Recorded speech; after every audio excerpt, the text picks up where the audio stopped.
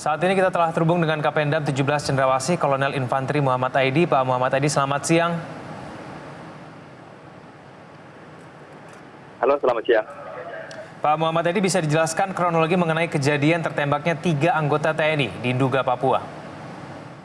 Baik, ya kemarin tanggal 7 Maret 2019, tepat kurang lebih jam 8.00 pagi, pasukan kita baru masuk ke daerah Mugi dalam rangka mengamankan rute yang akan dilalui oleh pasukan kita yang akan masuk ke Nduga dalam rangka pengamanan pembangunan pembangunan infrastruktur yang ada di Nduga. Tiba-tiba kita mendapatkan serangan dari kelompok KKSB. Kita identifikasi kelompok tersebut di bawah pimpinan Egyanus Kogoya yang selama ini memang menguasai Kabupaten Nduga dan melakukan berbagai tindakan-tindakan aksi kekerasan di Nduga, termasuk yang melakukan pembantian terhadap karyawan PT Istaka Karya pada tanggal 2 Desember 2018 tahun lalu. Kemudian pada saat terjadi penyerangan tersebut, karena mendadak 3 orang prajurit kita tertembak dan gugur di tempat. Kemudian teman-temannya yang lain melakukan perlawanan semaksimal mungkin dan berhasil memukul mundur KKSB. Dari hasil kontak tembak tersebut, kita mendapatkan hasil 6 pucuk senjata. Saya belum dapat identifikasi tentang senjata tersebut jenisnya apa. Kemudian ditemukan juga 1 mayat dari KKSB, juga belum bisa diidentifikasi identitasnya. Kemudian diperkirakan setidaknya 7-10 orang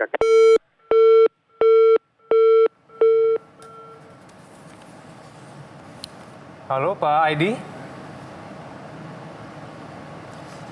Baik, pemirsa, tampaknya kami mengalami gangguan komunikasi. Komunikasi kami dengan Kolonel Infantri Muhammad Aidi terputus. Kami akan mencoba untuk menghubunginya kembali nanti. Kita akan langsung ke informasi selanjutnya. Pemirsa, bela sungkawa mengalir dari berbagai kalangan atas gugurnya 3 anggota TNI di Nduga, Papua. Karangan bunga pun berdatangan ke Bandara Timika. Karangan bunga yang diantar oleh salah satu personel TNI tiba di Bandara Timika, Papua dan akan diletakkan di tempat ketiga jenazah disemayamkan.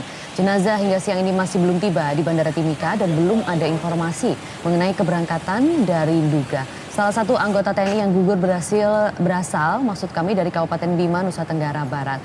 Korban bernama Sertu Anumerta Mirwan Riandin.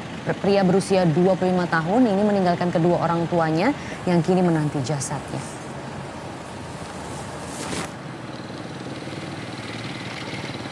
Sementara itu keluarga Serda Anumerta Siswanto Bayu di Gerobokan, Jawa Tengah juga tengah menanti kepulangan jenazah dan tampak sejumlah karangan bunga ungkapan bela sungkawa termasuk dari Panglima TNI Marsikal Hadi Cahyanto telah berjejer di halaman rumah duka.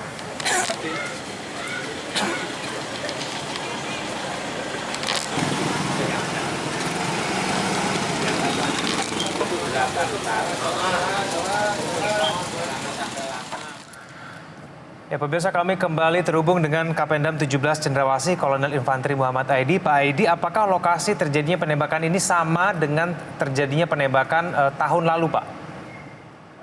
Lokasinya berbeda. Kalau tahun lalu terjadi di distrik Yigi, ini turun lagi ke arah Nduga ke namanya distrik Mugi. Nah, ini kurang lebih berjarak sekitar 20 km kalau jaraknya dari situ. Tapi dari jarak Yigi dengan Mugi itu terpotong dengan hutan belantara. Nah, jadi memang kondisi Kabupaten Nduga sendiri ini terdiri dari 32 distrik. Seluruh distrik itu hanya bisa ditempuh dengan angkutan pesawat. Belum bisa ditempuh dengan angkutan darat. Dan tempat distribusinya terpencar-pencar. Termasuk yang distrik Mugi yang tempat. Baik. Pak Aidi, apakah penembakan ini akhirnya mengganggu pembangunan proyek Trans Papua di sana, Pak? Jadi memang mereka selalu berupaya mengganggu proses pembangunan Papua karena menurut mereka bahwa pembangunan ini adalah mempersempit ruang gerak KKSB. Tetapi bagi negara ini pembangunan Trans Papua adalah wujud pemerintah dalam rangka menjamin keadilan sosial bisa dirasakan atau diwujudkan kepada seluruh lapisan masyarakat sampai ke pedalaman sekalipun. Seperti yang saya gambarkan tadi bahwa distrik 32 distrik yang ada di Nduga itu masih terisolasi. Itulah yang kita mau buka isolasi tersebut. Saya jaminan sosial bisa terwujud sampai ke masyarakat. Bisa nanti berikutnya akan membangun sarana kesehatan, puskesmas, rumah sakit, sekolah-sekolah dan lain sebagainya. Termasuk roda perekonomian yang lain. Mengganggu proyek Trans Papua begitu Pak Aidi? Halo? Ya Pak Aidi, apakah ini berarti motif penembakan ini karena ingin mengganggu pembangunan Trans Papua?